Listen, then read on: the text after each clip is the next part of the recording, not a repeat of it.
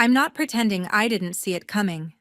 At 28, I've spent years watching my parents treat my older sister like she's Chicago's golden child, while I'm the backup they forgot to cast. I'm Megan Walsh, a freelance writer scraping by in my tiny loop apartment, always chasing their approval but getting nowhere. Even so, nothing prepared me for the family dinner that broke me. It was a Sunday roast in their Chicago suburbs house, family photos lining the walls, the air thick with tension. Mom and Dad sat at the head, beaming at my sister. "We're supporting your sister's startup," Mom announced, her voice all warmth for her. $1 million to launch it right. 1 million. My heart sank. My sister smirked, leaning back, while I got a crumpled bag shoved my way. Inside, a ragged thrift store shirt, smelling of mothballs. "This is for you," Dad muttered, eyes on his plate. My hands shook. I'd poured my soul into writing gigs, burning midnight oil, while she soaked up their praise for every minor win. Back in high school, she got a new phone for a B-grade essay. My short stories, published in the school paper, were tossed to the basement. "A beggar should be grateful for clothes," she sneered, her voice cutting like glass. The silence was deafening. My heart pounded, their betrayal slicing deeper than ever. I didn't beg or scream. I grabbed my keys, stormed out, and slammed the door. My final word. 1 month later. Desperate knocks echoed outside my door. When I opened it, 3 beggars stood there. Faces I never thought I'd see like that. You won't believe what happened next. If you've ever faced family betrayal, drop your revenge story in the comments. Smash that like button if you're rooting for the underdog. Subscribe for more drama twists. And hit the bell to catch the next bombshell. Growing up in Chicago felt like being the extra in my own family movie. From the start, Tiffany was the one who shone under the spotlight Mom and Dad always aimed her way. I remember being 7, scribbling stories in my notebook during those long winters in our suburbs house, dreaming of becoming a writer. I'd show them to Mom, my heart racing. But she'd glance and say it was cute before turning to praise Tiffany's straight A's or her latest piano recital win. Dad would nod along, ruffling Tiffany's hair and promising her ice cream for her efforts, while my notebook ended up shoved in a drawer. By high school, the gap widened. Tiffany joined debate club and brought home trophies, earning a new laptop from Mom and Dad as a reward for her sharp arguments. I spent nights crafting short essays for the school literary magazine, pouring my soul into words that finally got published. But when I shared the news at dinner, Dad muttered something about it being a nice hobby.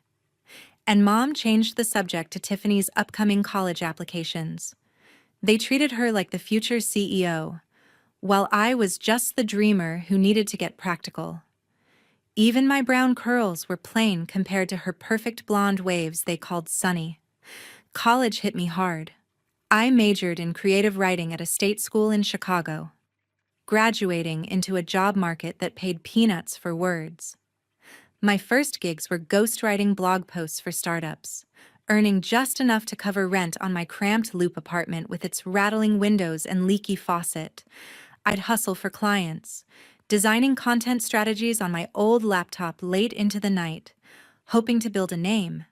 But whenever I visited home for those awkward Sunday dinners in the suburbs, the conversation circled back to Tiffany. She was climbing the ladder at her marketing firm, and Mom would gush over her promotions, while Dad asked if I was still playing around with those stories. I'd force a smile, explaining my latest project, but their eyes glazed over. Turning to Tiffany's latest success story. One time, I landed a decent contract revamping a local cafe's social media copy, pulling all-nighters to make it shine. I mentioned it at dinner, excited about the exposure. Mom tilted her head and said it sounded unstable. Then asked Tiffany about her stable salary and benefits. Dad just grunted, passing the mashed potatoes to her first. It stung every time, that quiet dismissal. Like my work was a phase I'd outgrow. Tiffany would chime in with a condescending nod, suggesting I network more like she did. Those dinners became endurance tests, where I sat through their endless Tiffany fan club, feeling smaller each visit. As the years ticked by, I pushed harder. I took online courses in digital marketing to sharpen my skills, landing freelance pieces for bigger sites. But the pay barely covered bills, gas for driving to the suburbs, phone plans, groceries. It all added up, leaving me scraping by, yet at home. The narrative stayed the same. Tiffany the achiever. Me, the one still finding my footing. Mom's calls, when they came, were quick check-ins before diving into Tiffany's updates. Dad's rare texts asked if I needed money, but only after boasting about her bonuses. It built up, that constant comparison, until it led straight to the breaking point I never saw coming. Walking away from that slammed door felt like dropping a weight I'd carried forever, for the first few weeks. I braced for Mom or Dad to call, maybe even Tiffany with some half-hearted apology. Nothing came. Their silence was louder than any words, proof I'd been invisible to them all along. But instead of sinking, I felt lighter, like I could finally breathe without their expectations choking me. I threw myself into work, hustling in my loop apartment with its flickering lights and creaky floors. Freelance writing was a grind, endless pitches, revisions for picky clients, and payments that barely covered coffee. But I was done proving myself to a family that didn't care. I started saying no to lowball gigs, focusing on quality over quantity.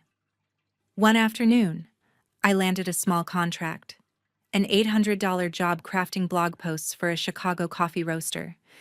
The owner, a guy named Paul, was fussy, demanding a dozen revisions for a single post. I stayed up nights tweaking every word, determined to make it perfect.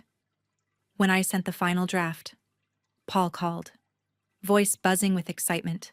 This is exactly what we needed. Megan, it's sharp. It's us.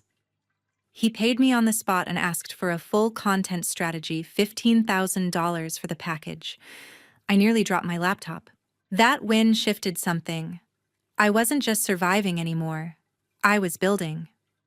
The money let me breathe easier, but I slashed every extra expense. No eating out, no new clothes, just rent and groceries. I picked up side gigs, editing newsletters for local shops, saving every penny for something bigger. Though I didn't know what yet. In those months, I barely thought about Mom or Dad, and Tiffany's name didn't cross my mind. Their world was gone, and I was carving out my own. One morning, I grabbed coffee at a bustling shop in the Loop. My laptop open, tweaking a pitch. A guy at the next table, Cody Bennett, groaned at his own screen, muttering about deadlines. We got talking, turns out.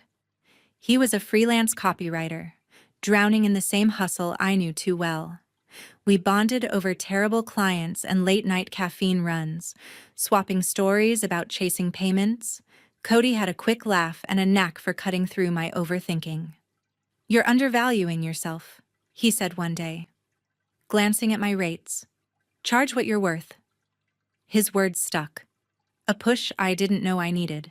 Around the same time, I met Rhonda Klein, a sharp-eyed woman in her 40s who ran a small marketing agency in Chicago. I'd pitched her a piece for a client's website, expecting another rejection.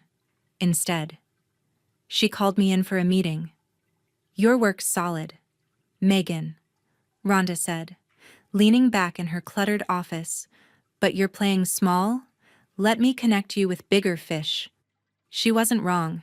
Rhonda started tossing me projects, ad campaigns, website copy for local startups.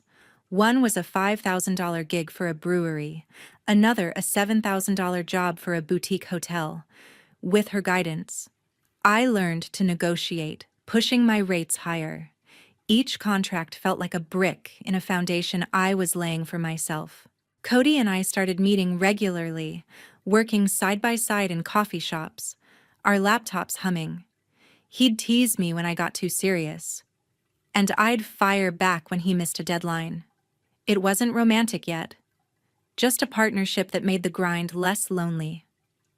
Rhonda, meanwhile, became my unofficial mentor, always blunt but kind. "You've got talent," she told me once, handing me a coffee. "Stop letting the world walk over it." Her belief in me was new, different from the empty praise I'd chased at home. It fueled me to keep going. By the end of those first few months, my bank account wasn't a disaster anymore. I'd saved $10,000, cutting every corner cheap meals, secondhand clothes, no vacations. The $15,000 coffee roaster job led to 2 more contracts, each paying $5,000. I was still far from rich, but for the first time, I felt in control. My apartment's leaky faucet didn't seem so bad when I was paying for it with my own wins. I wasn't thinking about land or houses yet, but the seed of something bigger was planting itself, growing quietly with every late-night pitch and every dollar I socked away. 18 months later, my life felt like it was finally mine. The freelance grind in Chicago had paid off steady contracts, a growing bank account, and a confidence I hadn't known before. I'd saved $32,000, every cent scraped from cutting corners and late-night pitches. Cody and I were getting closer, spending weekends exploring the city, joking about our hustle. One Saturday, we decided to escape the loop's noise for a hike near Indiana Dunes. Craving fresh air and quiet, that's when everything changed. We took a wrong turn on a winding road through the forest, our GPS useless, Cody cursing at the paper map he insisted on using. We laughed, half lost, until we stumbled across a faded for-sale sign half buried in blackberry bushes. It was 5 acres of overgrown land, dotted with ancient oak trees, a small creek gurgling in the distance. The view stole my breath, rolling hills fading into the horizon, untouched and wild. I stepped out of the car, ignoring Cody's joke about horror movie vibes. This wasn't just land, it was possibility. I called the number on the sign the next day, my hands shaky. The owner, an older man named Walter, sounded tired but kind. $40,000, he said, explaining he couldn't maintain it anymore. My savings covered most of it, but I was $8,000 short. Cody didn't hesitate. "I've got $8,000 saved," he said over coffee, his eyes steady. "Let's do this together." I argued it was his money, but he waved it off, insisting we draw up a legal agreement, 60% mine, 40% his, to keep things fair. We shook on it, called Walter, and offered $40,000. After a tense week, he agreed, and we signed the papers in a quiet title office, my heart racing as I held the deed. Building something on that land felt daunting, but Rhonda stepped in like she always did. "You've got a blank canvas," she said, meeting us at a diner in Chicago to sketch ideas. As a side hustle, she'd designed sustainable homes, and her eyes lit up at the challenge. "Off-grid, low budget, small footprint," she proposed, sketching a 600-square-foot cabin with solar panels and rainwater collection.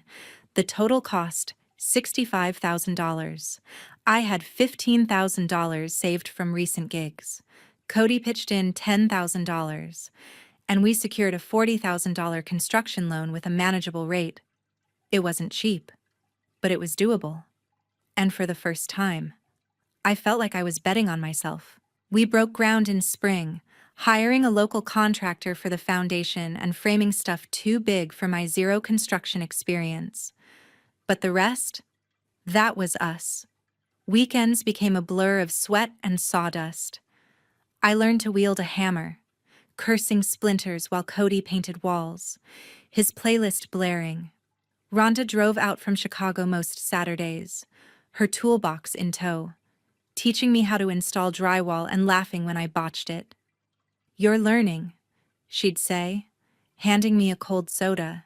Friends from my freelance circle, like Paul from the coffee roaster, showed up sometimes, hauling lumber for pizza and beer. It was grueling, my arms ached. My jeans were caked in dirt, but every nail I drove felt like claiming a piece of my future. 6 months in, the cabin took shape.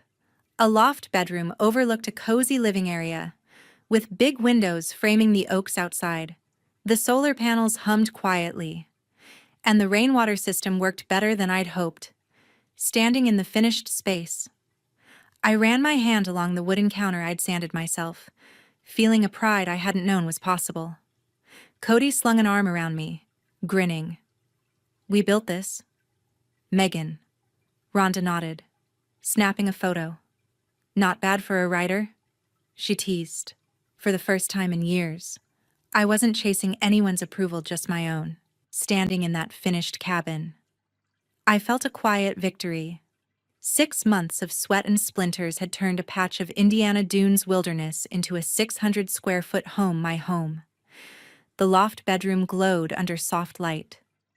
The oak trees framed by wide windows, their branches swaying in the evening breeze. The solar panels purred, powering the space without a single utility bill, and the rainwater system worked like a charm. I'd built this with my own hands, Cody's help, and Rhonda's designs, and it was proof I didn't need anyone's approval to create something real. Back in Chicago, I decided to share it. I snapped a photo of the cabin at dusk, the warm glow spilling out against the forest backdrop, and posted it on Instagram with a simple caption, "Built this myself." I didn't expect much, just a few likes from friends, maybe a comment from Cody. But by morning, my phone was buzzing. The post had hundreds of likes, then thousands. A local design blog in Chicago reached out, asking to feature the cabin in a piece about sustainable living. I said yes, still stunned, and sent them photos. Rhonda had taken clean shots of the loft, the solar setup, the minimalist kitchen I'd sanded down myself. The article went live, and suddenly my inbox was flooded with messages. People called it inspiring, a testament to grit. I just saw it as mine. The viral post changed everything. 3 new clients contacted me within a week, all small businesses in Chicago, a bookstore needing website copy, a craft brewery wanting ad campaigns, and a yoga studio looking for a full rebrand. Each offered contracts worth $5,000 to $8,000, and I negotiated higher. Thanks to Rhonda's advice echoing in my head, my income doubled almost overnight, jumping from scraping by to a steady $6,000 a month. I quit the side gigs editing newsletters, focusing only on projects that sparked something in me. For the first time, I could pay my bills without checking my account balance first, and I even splurged on a new desk for my loop apartment, one that didn't wobble. Life started to feel different. I joined a gym in Chicago, not because it was trendy, but because I wanted to feel strong in my own skin. Mornings began with treadmill runs, my playlist drowning out the city noise, and I'd catch myself smiling at the mirror, liking who I saw. Cody and I grew closer, our coffee shop work sessions turning into proper dates, dinners at cozy lakeview spots, walks along the Chicago River, laughing over dumb movies. He'd tease me about my newfound Instagram fame, but his pride was real, his hand squeezing mine when I doubted myself. Rhonda checked in too, always with a sharp quip or a new client lead. "You're killing it, Megan," she'd say, her voice warm over the phone. Their support wasn't loud like my family's praise for Tiffany had been. It was steady, real, and it kept me grounded. The cabin became my sanctuary. Weekends, I'd drive out from Chicago to Indiana Dunes, curling up with a book in the loft or sketching ideas on the porch. The quiet of the forest, broken only by the creek's murmur, felt like freedom. I wasn't running from my past anymore. I was building a future. My old life, those Sunday dinners, the ragged shirt, the sting of being less than faded like a bad dream. I didn't think about Mom, Dad, or Tiffany. Didn't wonder if they'd noticed my absence. My world was full now, with work I loved, people who saw me, and a space I'd carved out against all odds. The cabin felt like my anchor, a steady point in a life I'd built from scratch. I was out there one weekend, sweeping the porch near Indiana Dunes, when a car screeched to a stop on the gravel path. Tiffany stepped out, her designer sunglasses glinting, her face twisted with something I couldn't read: anger, maybe envy. She'd seen my viral Instagram post, the one about the cabin, and tracked the location through a mutual friend who'd commented on it. I stood frozen, broom in hand, as she marched toward me, her heels sinking into the dirt. "You think you're better than us now?" Tiffany snapped, her voice sharp enough to cut through the forest quiet. She gestured at the cabin, her eyes narrowing. "This little shack doesn't compare to what I'm building." I leaned on the broom, keeping my voice steady. "I didn't build it to compare, Tiffany. I built it for me." She scoffed, tossing her hair, and pulled out her phone. "Mom and Dad need to see this," she said, already dialing. My stomach tightened, but I didn't move. I wasn't running anymore. An hour later, Mom and Dad's car pulled up, dust clouding around the tires. They stepped out, Mom's face pale, Dad's jaw tight. They stared at the cabin, its clean lines, the solar panels catching the sun, the creek glinting nearby like it was an insult to their choices. "Megan, what is this?" Mom asked, her voice a mix of shock and accusation. I crossed my arms. "My home. I bought it, built it, paid for it." Dad walked closer, inspecting the porch I'd nailed myself. "With what money?" he asked, his tone skeptical, like I couldn't possibly have done this without them. I didn't flinch. "Saved it. Earned it. No handouts." Tiffany cut in, her voice rising. "You're showing off while we're struggling. We gave you a chance to be part of the family. And you ran." I stared at her, the old hurt flaring but not breaking me. "A chance? You gave me a ragged shirt and called me a beggar." Mom stepped forward, her hands wringing. "We thought Tiffany was the stable one. Megan. Her startup was supposed to secure our future." Dad nodded, avoiding my eyes. "We were helping the family." That's when it spilled out. Tiffany's startup had crashed hard. She'd sunk the $1 million into a tech venture that promised big returns but folded in months. Bad investments and worse decisions. They'd mortgaged the house to cover her debts, thinking she'd pull through. Instead, they lost everything: house, savings, stability. Bankruptcy papers were filed. Chapter 7, wiping their slate clean but leaving them with nothing. Mom's voice cracked. "We made a mistake. Megan, we see that now." Dad cleared his throat. "You've done something here. We didn't expect it." I should have felt vindicated. But their words felt hollow. They weren't sorry for choosing Tiffany over me, for years of dismissing my work, my worth. They were sorry because they were desperate, because their golden child had failed. "You thought I was nothing," I said, my voice low but firm. "I built this without you, despite you." Tiffany's face reddened. "You owe us." "Megan, we're family." I shook my head. "Family doesn't throw scraps and call it love." Mom reached out, her eyes wet. "Please. We're in trouble. Help us." I stepped back, gripping the broom. "You made your choices. I made mine." They stood there, silent, as I turned and walked inside. The door closed with a soft click, shutting out their voices, their excuses. I leaned against the counter I'd built, my hands steady. They'd come looking for a savior, but I wasn't theirs anymore. I was mine. A month after they left my cabin, the knock started. At first, I thought it was the wind rattling the porch near Indiana Dunes. but the sound grew insistent, desperate, pounding through the quiet of my forest retreat. I set down my coffee, heart thumping, and opened the door. There they stood, Mom, Dad, Tiffany, the three beggars from my past, faces gaunt, clothes worn thin. Tiffany's designer sunglasses were gone, her hair limp. Mom clutched a frayed purse, eyes darting. Dad stared at the ground, shoulders slumped. They looked like strangers, not the family who'd once called me nothing.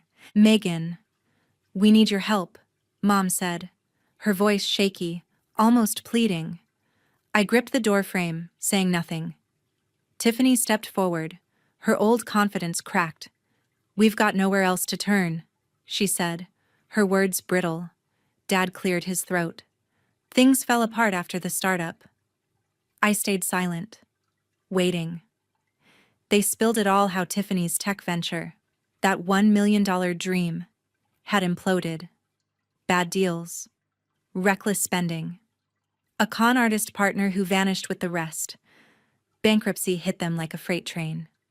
Chapter 7, wiping out their debts but stripping everything else. They'd sold the Chicago suburbs house to cover Tiffany's losses, only to lose it all when the startup tanked. Now they were in a cramped rental on the edge of Chicago, scraping by on unemployment checks, 26 weeks of temporary aid, and Medicaid for Mom's doctor visits. Tiffany was working odd jobs, bagging groceries at a corner store. Her big plans reduced to minimum wage. We didn't know you'd built this, Dad said, glancing at the cabin's warm glow behind me. We thought you were struggling. Mom's eyes welled up. We're so sorry. Megan, we should have seen you. Tiffany nodded, her jaw tight. I didn't mean what I said back then. For 3 seconds. I wavered, guilt flickered, the memory of that ragged shirt stinging like an old wound. But it passed. I'd spent years chasing their approval, only to get scraps. They weren't here for me. They were here for survival.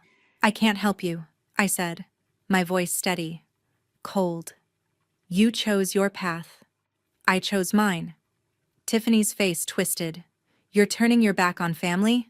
I shook my head. You turned your back first. Mom reached out, but I stepped back, closing the door with a firm thud. Their voices faded as I leaned against the counter, my hands steady. The weight of their desperation locked outside. Back in Chicago, I threw myself into work.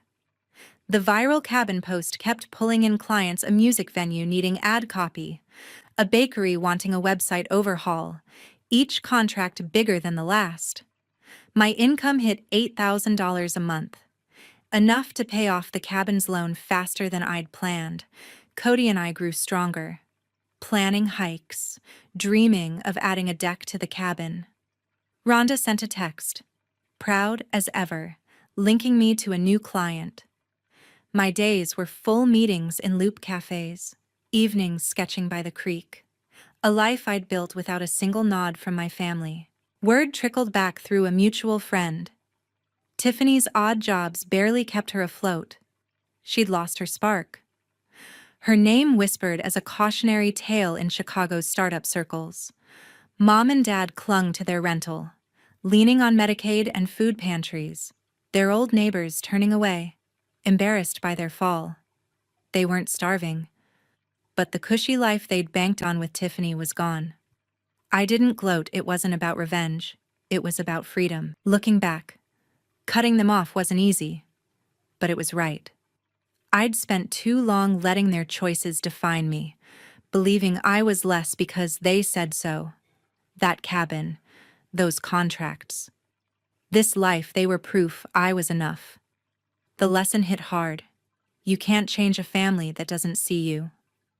But you can choose yourself. Setting boundaries.